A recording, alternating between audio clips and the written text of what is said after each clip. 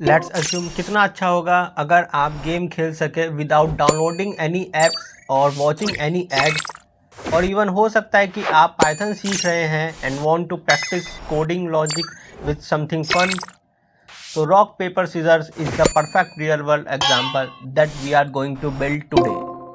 In this video, we will learn how to write a Python game program for rock, paper, scissors. So the very first step I will follow here is logic building, क्योंकि logic building is very important concept in the coding.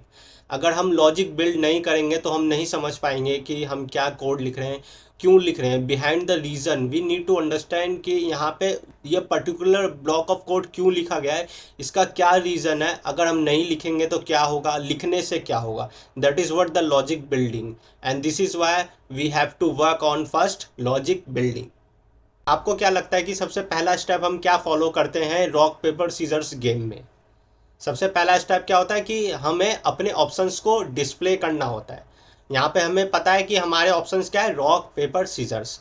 तो मैं यहाँ पे सबसे पहले option में लिखूँगा कि हमें गेम के ऑप्शंस को डिस्प्ले करना होगा। Now the second logic building step. Second में हम क्या करेंगे, मुझे अपने ऑप्शन को चुनना होगा कि मेरे को क्या ऑप्शन लेना है गेम खेलने के लिए। तो मैं यहाँ पे सेकंड ऑप्शन में लिखूंगा क्या, user choice. Now the third step में क्या होगा, एज अ यूज़र मैंने तो चुन लिया, अब हमारा सेकंड ओपोनेंट जो होगा वो चुनेगा। तो यहाँ पे हमारा सेकंड ओपोनेंट कौन है, कंप्यूटर है। यहाँ पे कंप्यूटर के लिए एक लॉजिकल स्टेप लिखूंगा। देन हमारा फोर्थ स्टेप क्या है, मैंने और कंप्यूटर ने, हम दोनों ने ही चुन लिया कि हमें कौन से ऑप्शंस को डिस्प्ले करना है गेम खेलने के लिए। तो फिर हम क्या करेंगे, उन ऑप्शंस को कंपेयर करेंगे। तो फोर्थ ऑप्शन मेरा होगा कंपेयर चॉइसेस, एंड कंपेयर करने के बाद क्या करेंगे, हम फाइनली देखेंगे कि कौन जीता है। तो हम क्या करेंगे, रिजल्ट शो करेंगे। एंड द फिफ्थ स्टेप जो कि लास्ट स्टेप है और ये मैंडेटरी नहीं है, it is an optional step. इसमें हम काउंट करेंगे कि कितनी बार हमने गेम खेला है। तो लेट्स से कि हम लिख सकते हैं number of times we played game. So now let's move ahead. अब मैं क्या करूँगा, यहाँ पे मैं इस लॉजिक बिल्डिंग में प्रोग्रामिंग के कॉन्सेप्ट को इंक्लूड करूँगा। तो सबसे पहले हमें क्या करना है, गेम के ऑप्शंस को डिस्प्ले करना है। अब हमें पता है पाइथन में जब भी हमें कोई भी स्टेटमेंट हो में डिस्प्ले करना था तो हम क्या यूज़ करते हैं, प्रिंट फंक्शन यूज़ करते हैं। Then second step user choice. तो इसमें मेरे पास ऑप्शन आएगा, प्रोग्राम मेरे से पूछेगा कि कोई एक ऑप्शन चुनो गेम को स्टार्ट करने के लिए। तो जब भी प्रोग्राम कोई इनपुट यूज़र से लेना चाहता है तो इस केस में हम पाइथन में क्या करते हैं, इनपुट फंक्शन यूज़ करते हैं। देन थर्ड स्टेप है कंप्यूटर्स रैंडम चॉइस। लेकिन यहाँ पे कंप्यूटर इनपुट फंक्शन यूज़ नहीं करेगा, यहाँ पे हम यूज़ करेंगे रैंडम मॉड्यूल। और इस रैंडम मॉड्यूल के यूज़ से ही कंप्यूटर अपना कोई एक रैंडम चॉइस यहाँ से पिक करके प्रोग्राम में दिखाएगा। Now the fourth step is compare choices and result. तो सबसे पहले हमें क्या करना है, यूज़र के इनपुट और कंप्यूटर के जो चॉइस आया है उन दोनों को कंपेयर करना है। इस केस में क्या होगा, यहाँ पे तीन ऑप्शंस है गेम में। तो रॉक पेपर सीजर में से मैं भी कुछ भी चुन सकता हूँ और कंप्यूटर भी कुछ भी चुन सकता है। तो इस केस में क्या होगा, यहाँ पे मल्टीपल कंडीशंस हमारे पास आ जाएंगे प्रोग्राम में हैंडल करने के लिए। और जब हमारे पास मल्टीपल कंडीशंस होते हैं प्रोग्राम में हैंडल करने के लिए तो हम क्या करते हैं, हम पाइथन में कंडीशनल स्टेटमेंट यूज़ करते हैं। नेक्स्ट अब हमें क्या करना है, एज यूजल कंपेयर करने के बाद रिजल्ट को डिस्प्ले करना है। तो डिस्प्ले करने के लिए हमें क्या यूज़ करना है, प्रिंट फंक्शन यूज़ करना है। अब यहाँ पे क्या आएगा, लास्ट स्टेप है जो कि है हमें काउंट करना है कि टोटल नंबर ऑफ टाइम्स हमने कितनी बार गेम खेला है। लेट्स से जब हम गेम खेल रहे हैं तो आप एज्यूम करिए कि जब हमने अभी तक एक बार भी गेम नहीं खेला तो गेम ना खेलने की वैल्यू क्या है, अभी ज़ीरो है, यानी कि काउंट की वैल्यू क्या है, ज़ीरो। अगर हमने गेम खेल लिया एक बार तो काउंट की वैल्यू एक हो जाएगी, अगर हमने गेम दो बार खेल लिया तो दो हो जाएगी। तो मतलब क्या हो रहा है, जैसे जैसे हम गेम खेलते जा रहे हैं हर बार यहाँ पे काउंट की जो वैल्यू है वो एक से इंक्रीमेंट हो रही है। तो इस लॉजिकल स्टेप को मैं यहाँ पे ऐसे लिख सकता हूँ कि यहाँ पे इंक्रीमेंट हो रहा है काउंट का वैल्यू बाय 1। तो आप देखते रहिए कितने आसानी से मैं इन स्टेप्स को फॉलो अप करते हुए पूरा प्रोग्राम लिख दूंगा for the game rock paper and scissors. तो सबसे पहला स्टेप जो प्रोग्राम स्टार्ट करने के लिए है वो है मैं इंपोर्ट करूंगा यहाँ पे रैंडम मॉड्यूल। रैंडम मॉड्यूल क्या करेगा, वो कंप्यूटर को ऑप्शन देगा कि कोई भी एक ऑप्शन यहाँ से चूज़ करे गेम को स्टार्ट करने के लिए। देन नेक्स्ट स्टेप में मैं यहाँ पे डिफाइन करूँगा एक फंक्शन और उस फंक्शन का नाम होगा गेम, और मैं इस फंक्शन के अंदर ही पूरा प्रोग्राम लिखूँगा ताकि हमारा पूरा प्रोग्राम सिस्टमेटिक वे में 1 बाय 1 रन हो सके जैसे ही मैं फंक्शन कॉल करूँगा। अब इस फंक्शन के अंदर मैं डिफाइन करूँगा एक वेरिएबल गेम ऑप्शंस और इसमें स्टोर करूँगा एक लिस्ट, और यहाँ पे इस लिस्ट में मैं स्टोर कर दूँगा ये तीनों ऑप्शंस जो कि हमारे गेम को स्टार्ट करने के लिए इम्पॉर्टेंट है। ये वो लिस्ट है जिस लिस्ट से कंप्यूटर अपना कोई रैंडम ऑप्शन चूज़ करेगा। मैं इस लिस्ट में एग्जिट का ऑप्शन नहीं डालूंगा क्योंकि एग्जिट का ऑप्शन एज अ यूज़र सिर्फ मैं चूज़ करूँगा, कंप्यूटर के पास ये ऑप्शन नहीं होगा। नेक्स्ट स्टेप में मैं अब यहाँ पे यूज़ करूँगा लूप, और लूप में मैं यहाँ पे यूज़ करूँगा वाइल लूप, और इसका कंडीशन मैं रखूँगा ऑलवेज ट्रू। ऑलवेज ट्रू से मेरा ये मतलब है कि एज अ यूज़र मैं ही सेलेक्ट करूँगा कि मुझे गेम से एग्जिट कब लेना है। अब नेक्स्ट स्टेप में मैं यहाँ पे यूज़ करूँगा प्रिंट फंक्शन एंड 1 बाय 1 इन ऑप्शंस को डिस्प्ले करूँगा ताकि कंप्यूटर और यूज़र दोनों को पता चल सके कि हमारे पास क्या ऑप्शंस है गेम को स्टार्ट करने के लिए। तो मैंने यहाँ पे प्रिंट फंक्शन यूज़ करके सारे ऑप्शंस को डिस्प्ले कर दिया है। अब मैं यहाँ पे बस एक छोटा सा एडिशन करूँगा और वो ये है कि मैं यहाँ पे \n लिखूँगा। \n का यूज़ हम पाइथन में तब करते हैं जब हमें अपने स्टेटमेंट को न्यू लाइन से डिस्प्ले करवाना होता है। तो मैंने यहाँ पे स्टेटमेंट लिख दिया है choose any one number two start game including 1 and 4। तो इस रेंज के अंदर मुझे कोई नंबर चूज़ करना है जिससे एसोसिएटेड यहाँ पे जो भी ऑप्शन है वो गेम को स्टार्ट कर देगा। लेकिन मैंने यहाँ पे इंट फंक्शन भी यूज़ किया है, और वो क्यों यूज़ किया है वो मैंने इसलिए यूज़ किया है क्योंकि यहाँ पे इनपुट फंक्शन क्या एक्सपेक्ट कर रहा है, एक नंबर एक्सपेक्ट कर रहा है, और नंबर का डेटा टाइप क्या होना चाहिए, इंटीजर होना चाहिए, राइट। लेकिन यहाँ पे क्या हो रहा है कि input function by default data type जो भी इनपुट फंक्शन रिटर्न करता है उसका वो स्ट्रिंग रिटर्न करता है, लेकिन हमें नंबर का डेटा टाइप क्या चाहिए, इंटीजर चाहिए। इसलिए मैंने हमारे नंबर के डेटा टाइप स्ट्रिंग को इंटीजर में कन्वर्ट करने के लिए इंट फंक्शन यूज़ किया है। अब मैं यहाँ पे एक छोटा सा मॉडिफिकेशन करना चाहता हूँ इस कोड में। हमें पता है कि यहाँ पे input function as an input from user एक नंबर ही एक्सपेक्ट कर रहा है, लेकिन अगर मैंने नंबर प्रेस नहीं किया तो अज्यूम फिर क्या होगा, प्रोग्राम में एरर आ जाएगा, प्रोग्राम क्रैश हो जाएगा। तो इस एरर को यहाँ पे हैंडल करने के लिए मैं यहाँ पे यूज़ करूँगा पाइथन में ट्राई एंड एक्सेप्ट ब्लॉक। तो ट्राई ब्लॉक क्या करता है, ट्राई ब्लॉक चेक करता है कि जो भी कोड ऑफ ब्लॉक उसमें लिखा हुआ है उसमें कोई एरर है या फिर नहीं है। लेकिन उस एरर को हैंडल कौन करता है, एक्सेप्ट ब्लॉक करता है। तो यहाँ पे as an input function expect कर रहा है कि मैं यानी कि यूज़र सिर्फ कोई नंबर ही प्रेस करूँगा। अगर मैंने नंबर के अलावा कुछ भी प्रेस कर दिया, लेट्स से कि मैंने स्ट्रिंग पास कर दिया हाय हेलो, तो यहाँ पे एरर आ जाएगा। तो वो एरर यहाँ पे क्या होगा, एक एरर होगा वैल्यू एरर, और वैल्यू एरर से मैं यहाँ पे क्या करूँगा, अब इस केस को हैंडल करूँगा। तो मैं यहाँ पे क्या करूँगा, प्रिंट में यहाँ पे डिस्प्ले कर दूँगा। मतलब क्या है कि अगर मैंने यहाँ पे नंबर के अलावा कोई भी इनपुट दे दिया तो प्रोग्राम अब क्रैश नहीं होगा। प्रोग्राम यहाँ पे एक्सेप्ट ब्लॉक ऑफ कोड में आके हमें स्टेटमेंट डिस्प्ले करेगा कि कोई वैलिड नंबर एंटर करो। अब मैं यहाँ पे कंटिन्यू कीवर्ड लिख दूंगा ताकि इवन एरर आने के बाद भी यहाँ पे गेम कंटिन्यू रहे और एज अ यूज़र मुझे फिर से चांस मिले इनपुट्स एंटर करने का। नेक्स्ट स्टेप में अब मैं यहाँ पे यूज़ करूँगा कंडीशनल स्टेटमेंट। अब मैं यहाँ पे जो हमारे कंडीशंस है इन कंडीशंस को 1 बाय 1 डिस्प्ले करूँगा ताकि हम कंडीशनल स्टेटमेंट का यूज़ करके हैंडल कर सके चॉइसेस को और फिर हम रिज़ल्ट भी डिस्प्ले कर सके।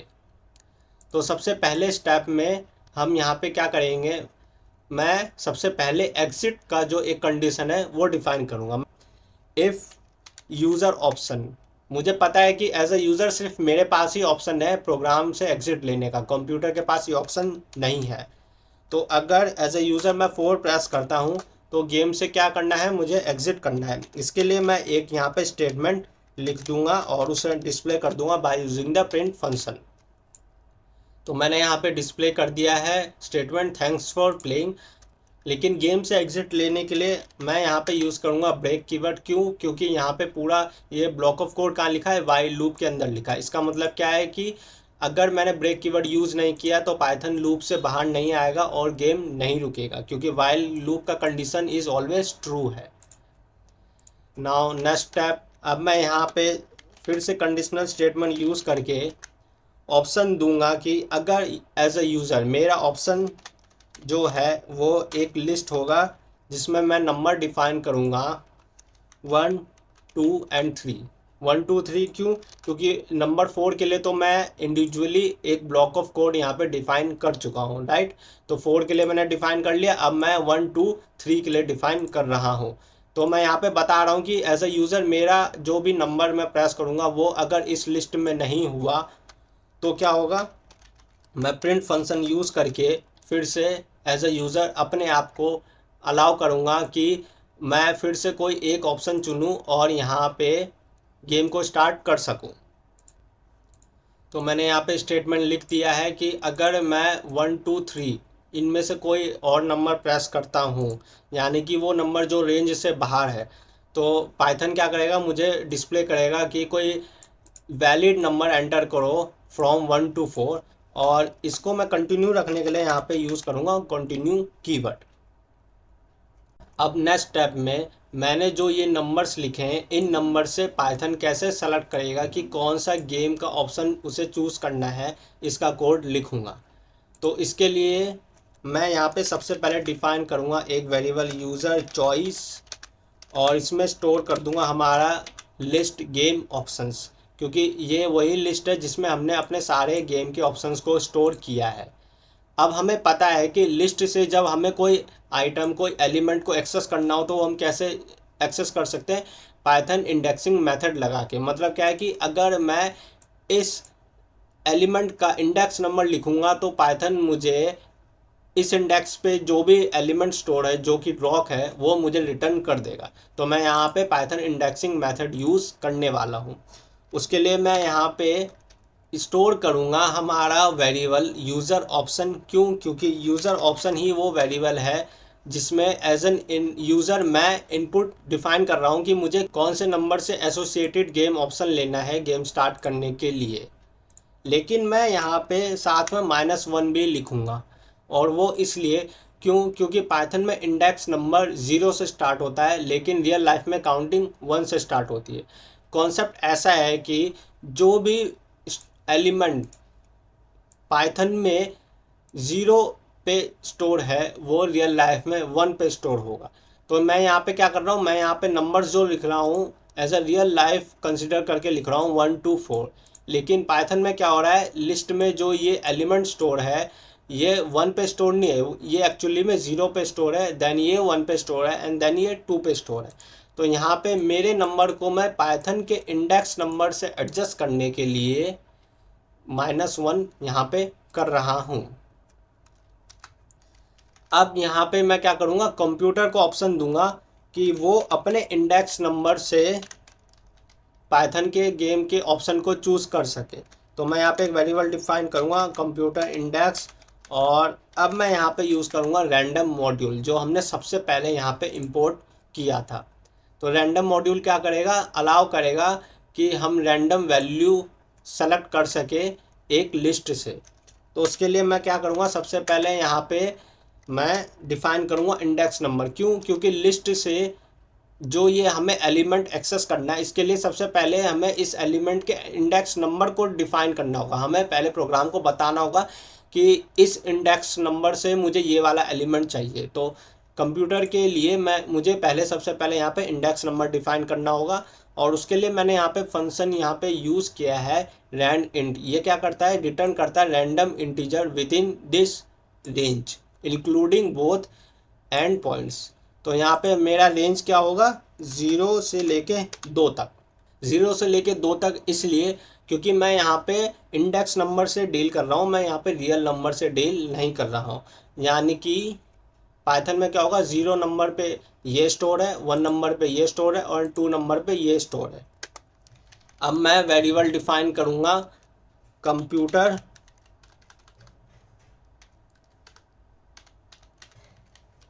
चॉइस।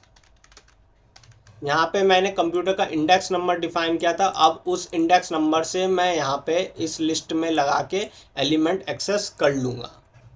तो उसके लिए मैं यहाँ पे क्या करूँगा, फिर से मैं यहाँ पे डिफाइन करूँगा गेम ऑप्शंस और इंडेक्स मेथड यूज़ करके मैं यहाँ पे स्टोर कर दूंगा ये वेरिएबल कंप्यूटर इंडेक्स, क्योंकि इस वेरिएबल में ही हम क्या स्टोर कर रहे हैं, कंप्यूटर का वो इंडेक्स नंबर जो कंप्यूटर एज अ रैंडम यहाँ पे पिक करेगा। और फिर उस रैंडम नंबर से यहाँ पे इस लिस्ट के अंदर जो भी रैंडम वैल्यू स्टोर होगी उस इंडेक्स नंबर के हिसाब से वो यहाँ पे कंप्यूटर पिक कर लेगा। तो फाइनली अब हमने यहाँ पे नंबर भी डिफाइन कर दिया और उस नंबर से इंडेक्स नंबर को यूज़ करते हुए एज अ यूज़र मैंने भी अपना ऑप्शन बता दिया और कंप्यूटर ने भी बता दिया। तो अब हमें क्या करना है, प्रिंट फंक्शन यूज़ करके उन दोनों ऑप्शंस को फाइनली डिस्प्ले करना है ऑन द स्क्रीन। तो मैंने यहाँ प्रिंट फंक्शन में एफ स्ट्रिंग मेथड का यूज़ किया है हमारे स्टेटमेंट को डिस्प्ले करने के लिए। एफ स्ट्रिंग क्या करता है, वो कस्टमाइज स्ट्रिंग वैल्यू को स्टेटमेंट में इंसर्ट करने के लिए अलाउ करता है। तो मैं यहाँ पे क्या कर रहा हूँ, यूज़र और यूज़र चॉइस एक स्ट्रिंग है जिसमें कि हमारा ऑप्शन होगा स्टोर कि एज ए यूज़र मैंने क्या चूज़ किया है। Then computer and computer choice क्या है, यहाँ पे वो वेरिएबल है जिसमें बताया जाएगा कि इंडेक्स नंबर से एक्सेस करके कंप्यूटर ने कौन से गेम को ऑप्शन चूज़ किया है।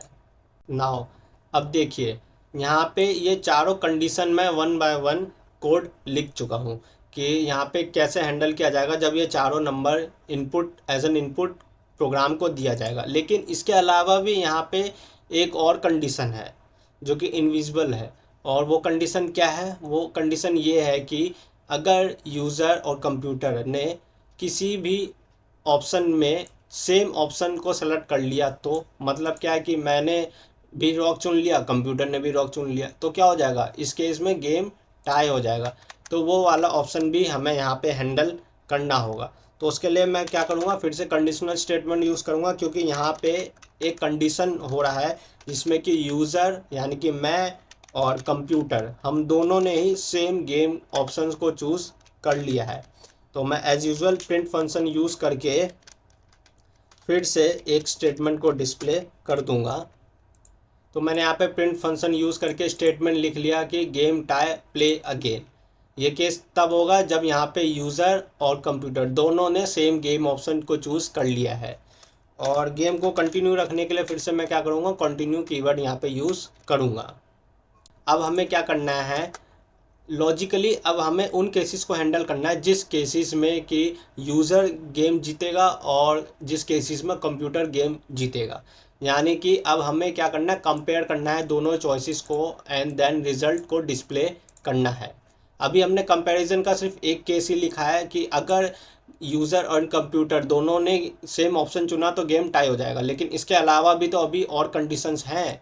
इसके अलावा यहाँ पे कितने 3 कंडीशंस हैं, क्योंकि यहाँ पे हमारे पास 3 ऑप्शन है। तो अब उन केसेस को हैंडल करने के लिए मैं यहाँ पे क्या करूँगा, कंडीशनल स्टेटमेंट यूज़ करूँगा। और यहाँ पे मैं लिखूँगा, अब ब्रैकेट में लिखूँगा मैं यहाँ पे सबसे पहला क्या है, यूज़र का चॉइस, क्योंकि यूज़र का चॉइस क्या है, वो वेरिएबल है जिसमें हम यहाँ पे स्टोर कर रहे हैं एज अ यूज़र मैंने क्या ऑप्शन चूज़ किया है गेम को कंटिन्यू रखने के लिए। तो अगर यूज़र का चॉइस इक्वल टू रॉक, मतलब क्या है, 3 कंडीशन दे रखे हैं ना यहाँ पे, रॉक पेपर एंड सीजर। तो सबसे पहले मैं लॉजिकली ये 3 ऑप्शन ही अपने लिए डिफाइन कर लूँगा कि रॉक पेपर सीजर मैं इनमें से कोई भी चूज़ कर सकता हूँ गेम को कंटिन्यू रखने के लिए। And computer choice equal to, computer का चॉइस जो भी होगा वो हम बाद में डिफाइन करेंगे। तो सबसे पहले मैं यहाँ पे जो कंडीशन डिफाइन करूँगा वो कंडीशन अपने लिए डिफाइन करूँगा कि 100% है कि मैं तो गेम जीतूँगा इन कंडीशंस में। फिर एल्स में मैं वो कोड लिख दूँगा जिसमें कि कंप्यूटर जीतेगा। देन फिर से मैं यहाँ पे ब्रैकेट यूज़ करूँगा और इसमें फिर से मैं लिख दूँगा user choice equal to paper बचा है एंड इसको मैं यहाँ पे सेम कॉपी पेस्ट कर दूंगा। अब मेरे पास तीसरा ऑप्शन क्या बचा है, सीजर बचा है। अगर मैंने रॉक लिया है तो कंप्यूटर क्या ले सकता है, कंप्यूटर सीजर से हारेगा। क्यों? क्योंकि अगर कंप्यूटर ने पेपर लिया तो पेपर तो जीत जाएगा, यानी कि इस केस में कंप्यूटर जीत जाएगा। तो वो केस तो मैं अभी नहीं लिखूंगा, इसलिए मैं यहाँ पे क्या लिखूंगा, सिर्फ सीजर्स लिखूंगा। अब मैंने पेपर लिया तो कंप्यूटर क्या ले सकता है, कंप्यूटर क्या लेगा, रॉक लेगा। क्यों? क्योंकि पेपर क्या करेगा, रॉक को कवर कर देगा। और तीसरा कंडीशन, अगर मैंने सीजर लिया है तो कंप्यूटर अब क्या लेगा, कंप्यूटर क्या लेगा, कंप्यूटर पेपर लेगा, क्योंकि सीजर पेपर को काट देगा। इन केसेस में मैं कंफर्म हूँ कि मैं जीतूंगा। तो मैं जीतूंगा तो अब मैं यहाँ पे क्या है, प्रिंट फंक्शन यूज़ करके स्टेटमेंट लिख दूंगा कि प्रिंट यूज़र चॉइस, यानी कि मैंने जो चुना है वो बीट करता है कंप्यूटर के चॉइस को, और इस हिसाब से विनर कौन है, यूज़र है। अब एल्स में मैं कंडीशन डिफाइन करूँगा जिसमें कि कंप्यूटर जीतेगा और यूज़र हार जाएगा। तो एल्स केस का क्या है, सिंपल सा है, हमें कोड लिखने की ज़रूरत नहीं है। एल्स केस में क्या होगा, जस्ट इसका अपोजिट होगा। मतलब क्या है कि अगर मैंने रॉक चुना है तो कंप्यूटर ने सीजर नहीं चुना है, कंप्यूटर ने पेपर चुना है, तो क्या होगा, पेपर रॉक को कवर कर देगा। ऐसे ही मैंने पेपर चुना है तो कंप्यूटर ने रॉक नहीं चुना है, कंप्यूटर ने सीजर चुना है, क्योंकि पेपर कट जाएगा सीजर से और इस हिसाब से कंप्यूटर जीत जाएगा। और इस केस में क्या होगा, अगर मैंने सीजर चुना है तो कंप्यूटर ने पेपर नहीं चुना, कंप्यूटर ने रॉक चुना है और रॉक सीजर को ब्रेक कर देगा। तो अब जस्ट मुझे इसके लिए क्या करना है, प्रिंट फंक्शन यूज़ करके स्टेटमेंट में लिख दूंगा कि computer choice beats user choice, winner computer. और बस एक लास्ट काम करना है मुझे। हमें याद है कि हमने सारा ब्लॉक ऑफ कोड कहाँ लिखा, इस फंक्शन के अंदर। अगर हमने फंक्शन कॉल नहीं किया तो कभी भी प्रोग्राम रन होगा ही नहीं। तो बस क्या करना है, अब हमें फंक्शन कॉल करने के लिए फंक्शन का नाम लिखना है। So now it is time to first understand the whole program one by one, then we will run the program. तो सबसे पहला स्टेप क्या है, यहाँ पे मैंने इंपोर्ट किया रैंडम। मैंने रैंडम मॉड्यूल यहाँ पे इसलिए इंपोर्ट किया है क्योंकि रैंडम मॉड्यूल हेल्प करेगा कंप्यूटर को इस लिस्ट ऑफ ऑप्शन से रैंडम ऑप्शन पिक करने के लिए। देन मैंने एक फंक्शन डिफाइन किया गेम। इस फंक्शन को डिफाइन करने का मेरा यहाँ पे सिर्फ एक ही पर्पस है, वो ये है कि मैंने इस पूरे फंक्शन के अंदर ही पूरा गेम लिखा है स्टेप बाय स्टेप, और मैं इस पूरे प्रोग्राम को एक साथ एक ही बार में रन करना चाहता हूँ by calling out the function. Next step, मैंने यहाँ पे एक लिस्ट डिफाइन किया है जिसमें स्टोर कर दिए हमारे गेम के ऑप्शंस। नेक्स्ट मैंने यहाँ पे वाइल लूप डिफाइन किया है और उसका कंडीशन मैंने हमेशा ट्रू रखा है। इसका मतलब ये है कि जब तक एज अ यूज़र मैं एग्जिट नहीं करूँगा प्रोग्राम से, गेम नहीं रुकेगा। और फिर वाइल लूप के अंदर मैंने यहाँ पे प्रिंट फंक्शन यूज़ करके डिस्प्ले कर दिया है कि हमारे गेम में कितने ऑप्शन है। Now with come to the next step, that is मैंने यहाँ पे इनपुट फंक्शन यूज़ करके एक स्टेटमेंट लिखा है जहाँ पे कि प्रोग्राम मेरे से बोलेगा कि कोई एक नंबर चुनो गेम को स्टार्ट करने के लिए। तो वहाँ रेंज कितना है, 1 to 4 इंक्लूडिंग बोथ नंबर। तो यहाँ पे मैंने इनपुट के बाहर इंट फंक्शन यूज़ किया, वो इसलिए क्योंकि इनपुट क्या करता है, बाय डिफ़ॉल्ट हम जो भी आउटपुट रिटर्न करते हैं उसका डेटा टाइप इनपुट हमें स्ट्रिंग में रिटर्न करता है। लेकिन यहाँ पे क्या हो रहा है, मैं यहाँ पे नंबर डिफाइन करूँगा इन ऑप्शंस को चूज़ करने के लिए। फॉर एग्जांपल अगर मुझे रॉक चाहिए तो मैं रॉक नहीं लिखूँगा, मैं नंबर 1 लिखूँगा और यहाँ पे नंबर 1 आएगा, इसलिए नंबर का डेटा टाइप पाइथन में इंटीजर होता है, स्ट्रिंग नहीं होता है। तो मुझे यहाँ पे क्या करना होगा, नंबर के डेटा टाइप को स्ट्रिंग से इंटीजर में कन्वर्ट करने के लिए एक फंक्शन इंट को यूज़ करना होगा। नेक्स्ट, अब यहाँ पे मैंने थोड़ा सा मॉडिफिकेशन किया है इस ब्लॉक ऑफ कोड में, और वो ये है कि अगर इन केस मैं यहाँ पे नंबर के अलावा कोई और मैसेज या कोई स्ट्रिंग पास कर देता हूँ, लेट्स कंसीडर कि मैंने हाय हेलो गलती से लिख दिया, मैं नंबर लिख रहा था बट मैंने बाय मिस्टेक लिख दिया, तो उस केस में क्या होगा, प्रोग्राम हमारा क्रैश हो जाएगा। तो उस एरर को हैंडल करने के लिए मैंने यहाँ पे ट्राई एंड एक्सेप्ट ब्लॉक का यूज़ किया है। तो यहाँ पे ट्राई ब्लॉक का ये काम है कि ट्राई ब्लॉक के अंदर जो भी ब्लॉक ऑफ कोड लिखा है उस ब्लॉक ऑफ कोड को चेक किया जाएगा कि उसमें कोई एरर है या नहीं है। अगर कोई एरर है तो फिर पाइथन एक्सेप्ट ब्लॉक पे जंप करेगा और फिर उस एरर को हैंडल करेगा। तो ट्राई ब्लॉक एरर चेक करता है लेकिन एक्सेप्ट ब्लॉक एरर को हैंडल करता है। तो यहाँ पे क्या हो रहा है, अगर मैंने नंबर के अलावा कोई और इनपुट पास कर दिया, लेट्स कंसीडर हाय, तो हाय एक स्ट्रिंग मैसेज है, वो यहाँ पे नहीं हो सकता क्योंकि इनपुट मेथड क्या एक्सपेक्ट कर रहा है, ओनली नंबर एक्सपेक्ट कर रहा है। तो मैंने अगर हाय मैसेज पास कर दिया तो वो एक वैल्यू एरर हो जाएगा और उस वैल्यू एरर को हैंडल करने के लिए मैंने यहाँ पे प्रिंट फंक्शन यूज़ करके एक स्टेटमेंट लिख दिया कि please enter a valid number.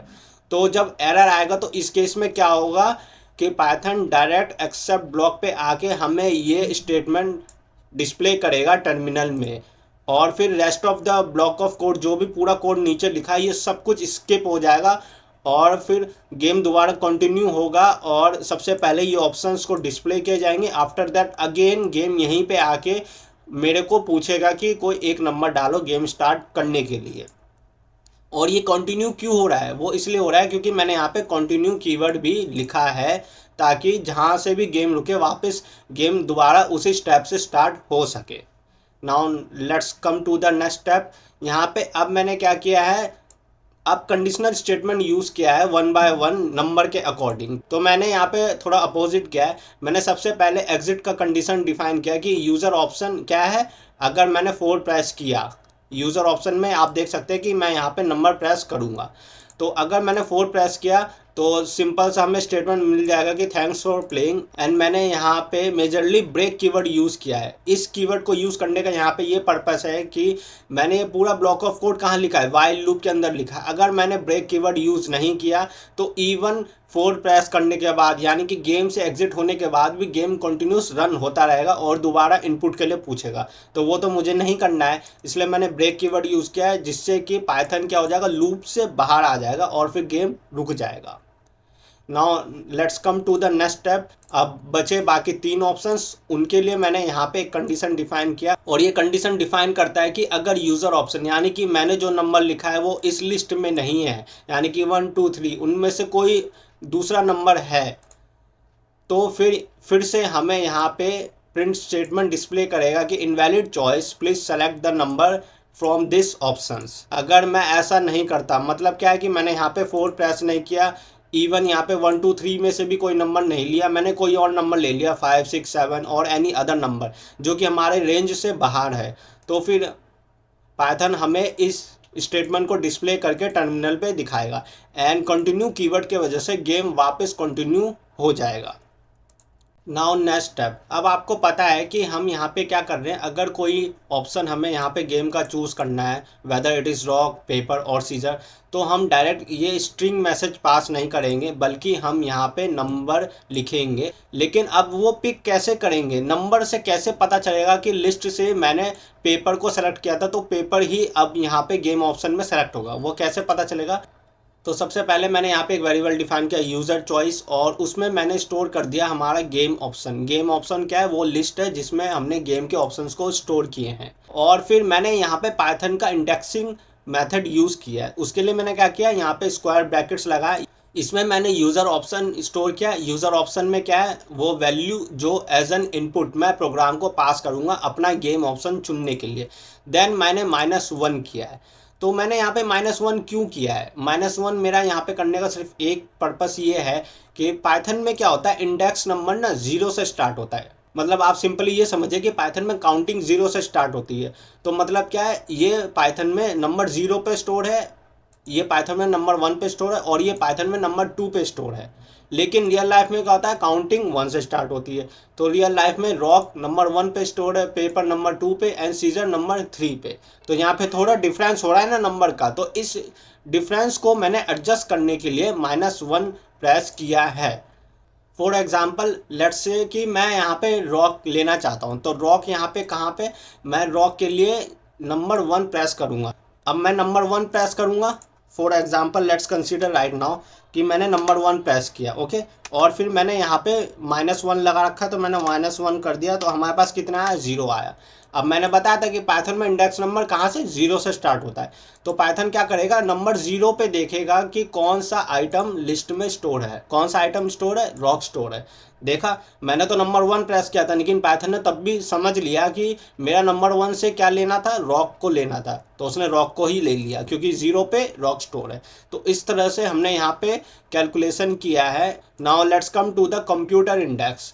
Computer index का यहाँ पे जो वेरिएबल का यूज़ है वो ये है कि कंप्यूटर अब यहाँ पे इंडेक्स नंबर के थ्रू एलिमेंट को एक्सेस करेगा लिस्ट से। इस फर्स्ट स्टेप में एज अ यूज़र मैंने एक्सेस किया था, अब ये 2 स्टेप जो है यहाँ पे कंप्यूटर एक्सेस कर रहा है। तो सबसे पहले मैंने यहाँ पे रेंज लिखा है 0 और 2, और उसके लिए इस रेंज को डिफाइन करने के लिए मैंने यहाँ पे एक मेथड लिखा है रैंड इंट। ये मेथड क्या करता है, ये रैंडम इंटीजर रिटर्न करता है between this range and including both and points, यानी कि 0 एंड 2 भी इंक्लूड होगा उस रेंज में, और इन दोनों के बीच में जितने भी नंबर आ रहे हैं वो भी इंक्लूड होगा।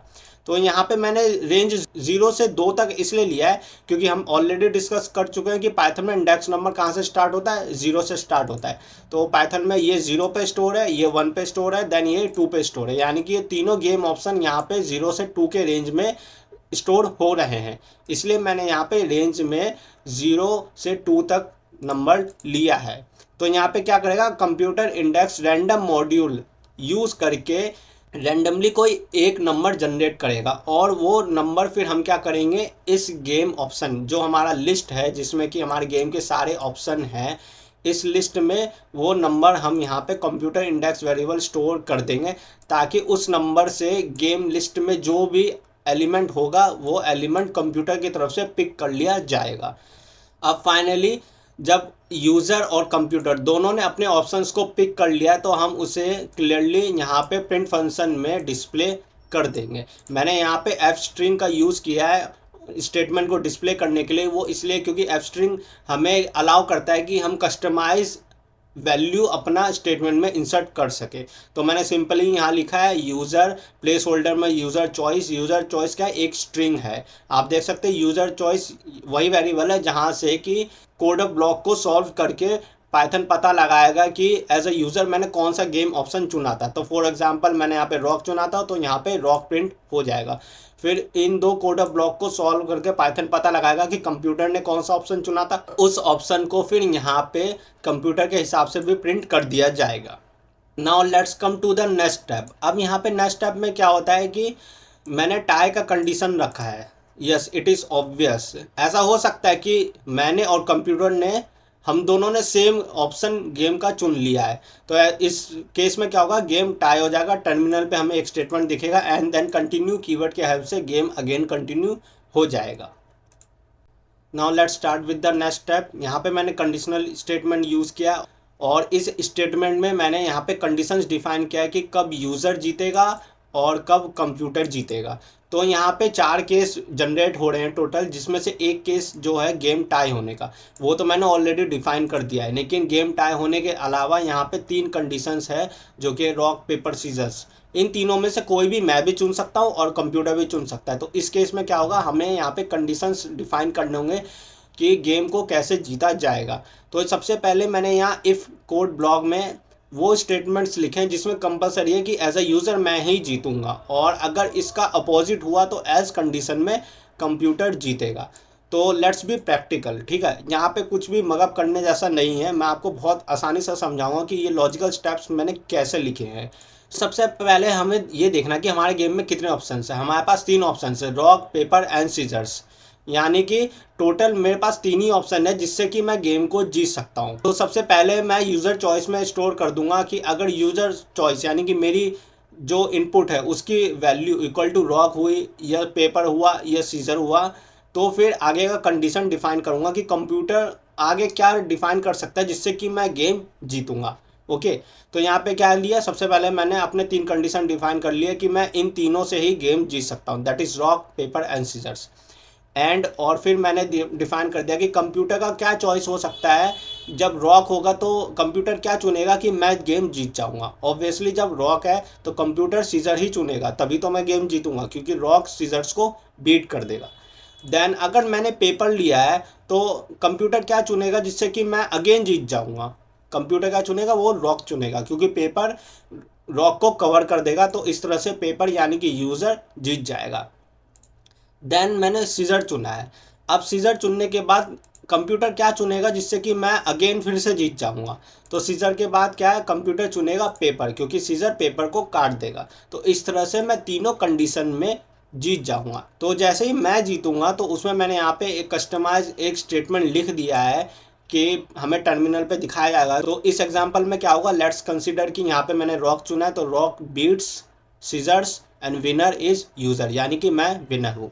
अब इन तीनों का अगर अपोजिट कंडीशन हुआ तो यहाँ पे कौन जीतेगा, कंप्यूटर जीतेगा। तो let's consider one example for the computer as well. अगर मैंने तो रॉक ही चुना है लेकिन कंप्यूटर ने सीजर नहीं चुना, कंप्यूटर अब क्या चुनेगा कि वो रॉक को बीट कर देगा। कंप्यूटर चुनेगा अब पेपर। तो यहाँ पे हो सकता है कि पेपर कंप्यूटर ने चुना और फिर मैं हार जाऊंगा। तो इस केस में क्या हो जाएगा, स्टेटमेंट कंप्यूटर के फेवर में प्रिंट होगा। नाउ लेट्स अनदर कंडीशन कि मैंने अगर पेपर चुना है लेकिन कंप्यूटर ने रॉक नहीं चुना। कंप्यूटर अब क्या चुनेगा कि वो मेरे को बीट कर देगा, वो अब सीजर चुनेगा, क्योंकि सीजर क्या करेगा, पेपर को कट कर देगा। तो इस केस में अगेन फिर कंप्यूटर जीत जाएगा। Now let's consider the last condition. इसमें क्या है, मैंने तो सीजर ही चुना लेकिन कंप्यूटर अब क्या चुनेगा कि वो सीजर को बीट कर दे। तो इस केस में वो सीजर को बीट करने के लिए रॉक चुनेगा, क्योंकि रॉक सीजर को ब्रेक कर देगा। तो फिर यहाँ पे फिर से कंप्यूटर जीत जाएगा। तो इस तरह से ये लॉजिकल कंडीशंस मैंने डिफाइन किया है based on the options we have given in the game. And finally इस पूरे ब्लॉक ऑफ कोड, ये पूरे गेम को रन करने के लिए मैंने लास्ट में फंक्शन को कॉल कर दिया है। अगर फंक्शन कॉल नहीं हुआ तो गेम रन नहीं होगा। So now we are ready to run the program. तो सबसे पहले मैं यहाँ पे क्या करूँगा, 2 बार प्रोग्राम रन करूँगा। पहली बार में मैं ये सारे ऑप्शंस को 1 बाय 1 कवर अप करूँगा एंड सेकंड टाइम में मैं एरर को डील करूँगा कि हम एरर से कैसे प्रोग्राम को कंटिन्यूस रन कर सकते हैं विदाउट क्रैशिंग द प्रोग्राम। तो देखिए मैंने यहाँ पे गेम रन कर लिया है और गेम रन करते ही सबसे पहले वाइल लूप के कंडीशन को यहाँ पे डिस्प्ले किया गया है, जिसमें प्रिंट फंक्शन में मैंने गेम के ऑप्शंस को डिस्प्ले करवाया है टर्मिनल में। तो उस हिसाब से मैं यहाँ पे गेम के ऑप्शंस डिस्प्ले हो गए। अब नेक्स्ट कमांड में पाइथन यहाँ इनपुट फंक्शन में आ गया और एज ए यूज़र मेरे से बोल रहा है कि मैं कोई एक नंबर प्रेस करूँ ताकि गेम को कंटिन्यू किया जा सके। तो मुझे रॉक लेना है, इसलिए मैं नंबर 1 प्रेस करूँगा। अब देखिए मैंने रॉक लिया, कंप्यूटर ने रैंडमली पेपर ले लिया और क्या हुआ, पेपर बीट्स रॉक, यानी कि विनर कौन है, कंप्यूटर है। अब ये हुआ कैसे, मैं आपको पहले यहाँ पे लाइव समझाता हूँ। तो यहाँ पे सबसे पहले मैंने क्या किया, प्रेस 1 किया था। तो जैसे ही मैंने प्रेस 1 किया, यहाँ पे एक्सेप्ट का कोई केस तो यहाँ पे ट्रू नहीं हुआ, क्योंकि मैंने नंबर ही इनपुट में दिया था। तो पाइथन कमांड आ गया इस ब्लॉक ऑफ कोड में। तो यहाँ पे यूज़र चॉइस मैंने एक वेरिएबल डिफाइन किया है, जिसमें मैंने क्या किया है, लिस्ट स्टोर किया है और लिस्ट में स्क्वायर ब्रैकेट लगा के मैंने यहाँ पे यूज़र ऑप्शन में -1 किया। यूज़र ऑप्शन क्या है, वो वेरिएबल है जिसमें मैं अपना नंबर पास कर रहा हूँ गेम को स्टार्ट करने के लिए। तो मैंने नंबर 1 पास किया बाय डिफ़ॉल्ट, फिर मैंने -1 किया, फिर 0 आया। 0 आया मतलब क्या है कि अब पाइथन क्या कर रहा है कि लिस्ट में देख रहा है 0 नंबर पे कौन सा एलिमेंट स्टोर है और फिर उस एलिमेंट को वो पिक कर लेगा लिस्ट से। तो 0 पे क्या स्टोर है, रॉक स्टोर है। मैंने आपको बताया था कि मैंने -1 यहाँ पे इसलिए किया है, क्योंकि रियल लाइफ में काउंटिंग तो 1 से स्टार्ट होती है लेकिन पाइथन में काउंटिंग 0 से स्टार्ट होती है। इसलिए तो रियल लाइफ के नंबर को पाइथन के इंडेक्सिंग नंबर से एडजस्ट करने के लिए मैंने यहाँ पे -1 किया है। तो नेक्स्ट स्टेप पे यहाँ पे कंप्यूटर ने पेपर सेलेक्ट किया है। तो अब देखते हैं कि कंप्यूटर ने पेपर को कैसे सेलेक्ट किया है। तो यहाँ पे इस कमांड के बाद पाइथन कमांड आया इस ब्लॉक ऑफ कोड में। यहाँ पे रैंडम मॉड्यूल यूज़ करके उसमें मैं यहाँ पे रैंड इंट जो रिटर्न करता है random integer between the range. तो यहाँ पे मैंने रेंज 0 से 2 तक लिया है, वो इसलिए लिया है क्योंकि पाइथन में इंडेक्सिंग नंबर 0 से स्टार्ट होता है, यानी कि 0 पे रॉक स्टोर है, पेपर 1 पे स्टोर है एंड सीजर 2 पे स्टोर है। इसलिए मैंने यहाँ पे रेंज जो लिया है 0 से 2 लिया है। तो कंप्यूटर ने क्या किया, रैंडम मॉड्यूल का यूज़ करते हुए इस रेंज के अंदर से कोई भी एक रैंडम नंबर पिक कर लिया और उस रैंडम नंबर को यहाँ पे गेम ऑप्शन जो हमारा लिस्ट है इसमें स्टोर किया गया और उस नंबर के हिसाब से फिर कंप्यूटर के लिए यहाँ से एक ऑप्शन को पिक कर लिया गया। तो यहाँ पे हम देख सकते हैं कि कंप्यूटर ने क्या चुना है, पेपर चुना है। इसका मतलब क्या है कि कंप्यूटर ने रैंडम नंबर 1 सेलेक्ट किया होगा, क्योंकि 0 पे रॉक स्टोर है, 1 पे पेपर स्टोर है। और फिर यहाँ पे फाइनली प्रिंट फंक्शन यूज़ करके हम दोनों के ऑप्शंस को डिस्प्ले कर दिया गया।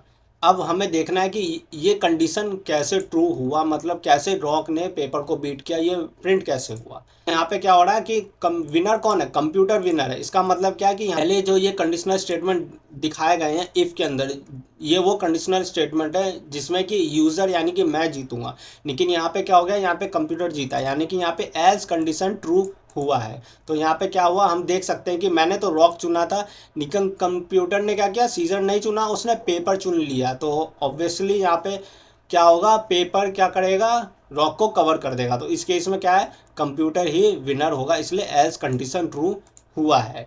तो अब मैं फिर से यहाँ पे दूसरा नंबर दूंगा जिससे कि गेम कंटिन्यू हो। अब मैं यहाँ पे 2 प्रेस कर रहा हूँ। देखिए अब गेम टाई हो गया है, यानी कि अब कंप्यूटर ने क्या किया, यहाँ इनपुट लिया, देन अगेन ये सारे कंडीशंस को चेक किया और फिर यहाँ से फाइंड आउट किया इंडेक्स नंबर के थ्रू और यहाँ पे डिस्प्ले किया।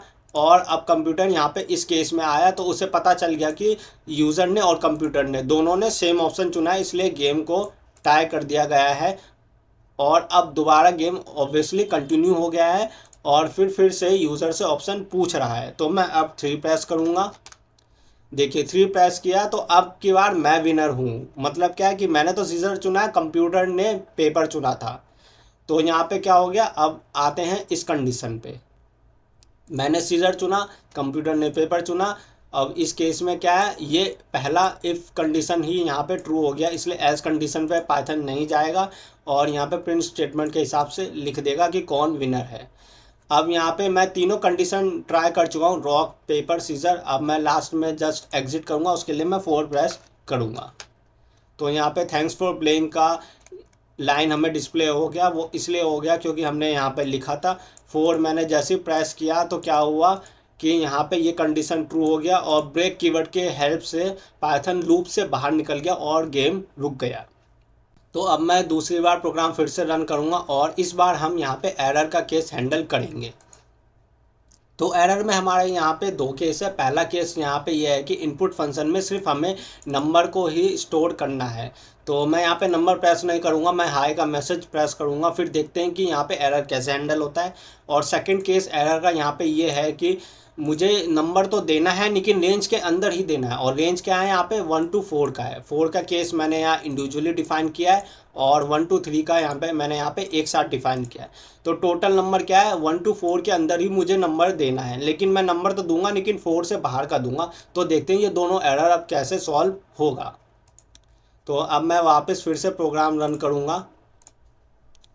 तो अब प्रोग्राम रन करते ही फिर से मेरे से प्रॉम्प्ट आ गया और मेरे से पूछा जा रहा है कि choose any one number two start game.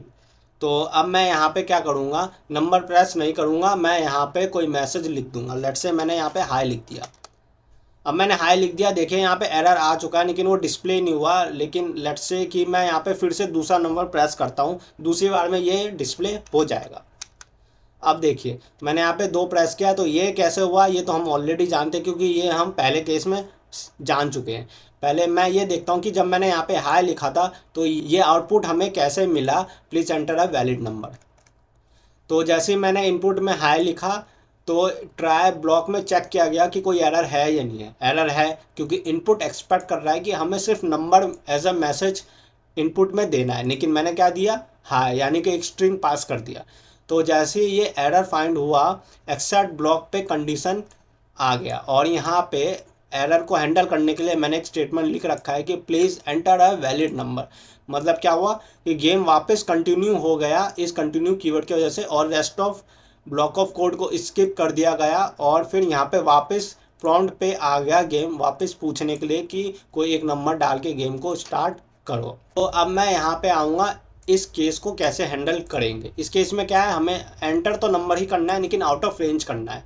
तो मैं यहाँ पे क्या करूँगा, रेंज हमारा क्या है 1 to 4 तक का है। तो मैं यहाँ पे अब 4 नहीं, लेट्स से कि 5 प्रेस कर देता हूँ।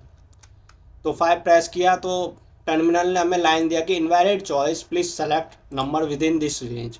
तो ये कैसे आया, देखिए जैसे ही मैंने यहाँ पे इनपुट में नंबर प्रेस किया तो यहाँ पे क्या हुआ, नंबर क्या हुआ, आउट ऑफ रेंज चला गया। ठीक है, तो ये कंडीशन तो ट्रू है। इनपुट फंक्शन क्या कर रहा था, एक्सपेक्ट कर रहा था नंबर, इसलिए ट्राई ब्लॉक पे पाइथन कमांड आया ही नहीं।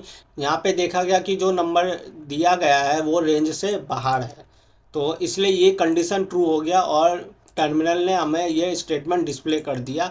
और गेम को कंटिन्यू रखने के लिए फिर मैंने यहाँ पे कंटिन्यू कीवर्ड यूज़ किया। तो यहाँ पे क्या हुआ, दोबारा हमें यहाँ पे प्रॉम्प्ट दिख रहा है। इसका मतलब क्या है कि गेम ने यहाँ से इस स्टेटमेंट को प्रिंट करने के बाद ये rest of block of code जो ये सब स्किप कर दिया और वापस वाइल लूप पे आ गया, इस ऑप्शंस को डिस्प्ले किया और इनपुट पे आके वापस मेरे से ऑप्शन पूछ रहा है कि गेम को कंटिन्यू करना है अब। तो यहाँ पे क्या हुआ, इनवैलिड चॉइस प्रिंट हो गया, अगेन डिस्प्ले हो गए सारे ऑप्शंस। तो मैं अब लेट्स से कि 3 प्रेस करता हूँ, तो मैंने सीजर लिया, कंप्यूटर ने रॉक लिया, यानी कि रॉक बीट सीजर, कंप्यूटर जीत गया। अब मैं यहाँ पे 4 प्रेस करके गेम से एग्जिट ले लूँगा। So thanks for playing. So now it's your time. Open your VS Code and try the whole program by yourself. And साथ ही साथ मैं आपको यहाँ पे एक टास्क भी दे रहा हूँ, और वो टास्क ये है कि मैंने यहाँ पे स्टेप 5 को अभी फॉलो नहीं किया है इस गेम में। मतलब क्या है कि मैंने यहाँ पे गेम तो खेला है, देखिए 4 बार गेम खेला है, लेकिन ये मैं काउंट कर रहा हूँ तो मुझे पता चल रहा है। प्रोग्राम तो यहाँ पे कोई भी आंसर में ऐसे डिस्प्ले करके मुझे नहीं दे रहा है ना कि गेम को कितनी बार खेला गया है। तो ये टास्क अब आपका है कि आपको बताना है कि कितनी नंबर ऑफ टाइम्स गेम को खेला गया और प्रिंट स्टेटमेंट यूज़ करके उस कस्टमाइज स्टेटमेंट को डिस्प्ले भी करना है। For helping you out with this condition, मैं आपको यहाँ पे थोड़ा सा हेल्प कर देता हूँ। जब हम यहाँ पे गेम नहीं खेलते हैं तो लेट्स कंसिडर कि एक वेरिएबल है काउंट, जहाँ पे कितनी बार गेम खेला गया है ये हम काउंट करेंगे। तो जब तक हमने गेम नहीं खेला है तो काउंट के वेरिएबल की वैल्यू क्या होगी, 0 होगी। लेकिन जैसे ही हमने एक बार गेम खेला उसकी वैल्यू 1 हो जाएगी, दोबारा गेम खेला फिर 2 हो जाएगी, दोबारा गेम खेला फिर 3 हो जाएगी। तो मतलब क्या हो रहा है, यहाँ पे हर बार काउंट की जो एक वैल्यू है बाय 1 से इंक्रीमेंट होती जा रही है। तो आपको क्या करना है, आपको सेम ऐसे ही कुछ ये लॉजिकल स्टेप्स को इस कोड में इम्प्लीमेंट करना है और कस्टमाइज स्टेटमेंट प्रिंट फंक्शन का यूज़ करते हुए इस गेम में ऐड करना है। फिर फाइनली आप जब गेम प्ले करेंगे तो आप एंड में देखेंगे कि आपको हर एक टर्न के बाद कंप्यूटर यहाँ पे कुछ ऐसा स्टेटमेंट डिस्प्ले करेगा जहाँ पे लिखा होगा कि आपने टोटल इतने नंबर ऑफ टाइम्स गेम खेल लिया है। So I can't wait for your response. So don't forget to mention in the comment section कि आपको गेम पूरा करना है, और ये लास्ट स्टेप तो मैंडेटरी है, ये करना ही करना है। मतलब आप जरूर ट्राई करिए, अगर कोई प्रॉब्लम होता है तो let me know in the comment section, I will try to help you out. So thank you so much for watching this video.